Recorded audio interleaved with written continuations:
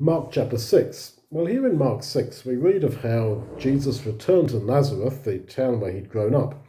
And he left there, went to his own country, and his disciples followed him. And on the Sabbath, he went into the synagogue. And he began to teach, and the people who heard him were astonished. And they said, "Who gave this man all this knowledge? Where did he get all this wisdom from? And how come such mighty miracles are done at his hands? Is not this the carpenter, the son of Mary, and brother of James, Joseph, Judas and Simon, and aren't his sisters here with us?" And they were offended. They stumbled because of him. And Jesus said to them, "A prophet is not without honour, save in his hometown and among his own family." Well, Jesus had human nature, but he never sinned. He was the only person to ever be perfect. Now, we not only sin by actually doing things which are sinful, we can sin by sins of omission, that is, by not doing that which we ought to do. Now, Jesus then was perfect. He never omitted to do what he should have done, and he never committed any sin. And he grew up in that small town, Nazareth, where everybody knew everybody else.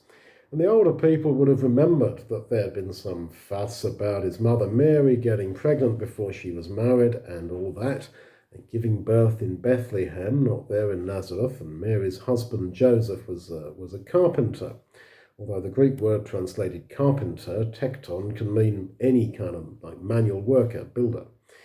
Now, he and Mary had various other children after Jesus was born, some girls called the sisters of Jesus, and at least 3 sons that are mentioned here.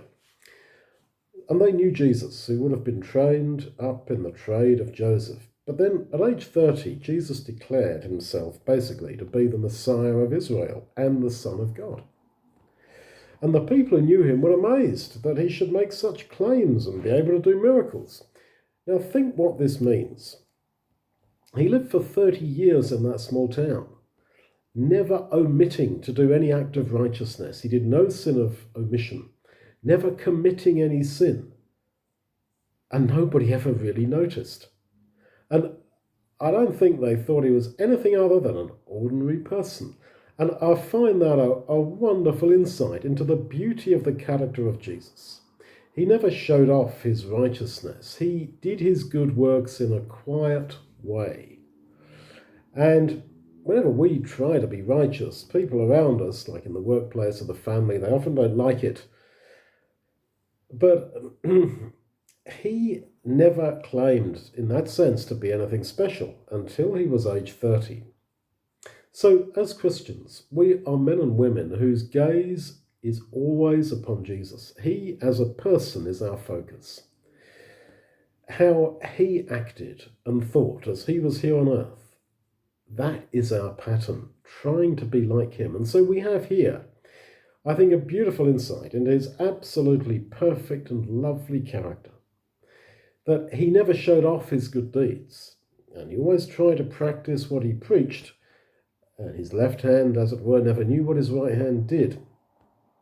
He never overtly, openly publicized what he did, his good deeds. And people didn't notice.